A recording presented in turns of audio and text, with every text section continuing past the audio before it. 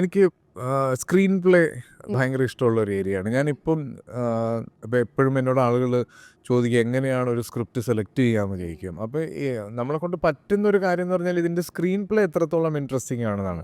ഇപ്പം നമ്മൾ ഒരു ക്രൈം ത്രില്ലർ എടുക്കുമ്പോൾ ഈ ക്രൈം ത്രില്ലറുകൾക്കൊരു ഫോർമുല ഉണ്ട്. ഇപ്പോൾ ഒരു ഇൻവെസ്റ്റിഗേഷൻ ആണെങ്കിൽ ഈ ക്രൈം നടക്കുന്നത്, ക്രൈം ചെയ്യുന്നത്, ക്രൈം പ്രൂവ് ചെയ്യുന്നത്, അപ്പോൾ ഇത് ഈ സ്ക്രീൻ പ്ലേയുടെ ടൈം ലൈനിൽ എങ്ങനെ പ്ലേസ് ചെയ്യുന്നു എന്നുള്ളതിലാണ് നമുക്ക് പുതുമ കൊണ്ടുവരാൻ പറ്റുന്നത്. അല്ലാതെ ഇതിൻ്റെ അകത്ത് വേറൊരു പുതുമ കൊണ്ടുവരാൻ പറ്റില്ല.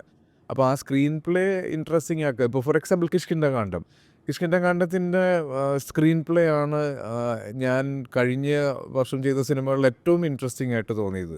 എഗെയിൻ തലവൻ.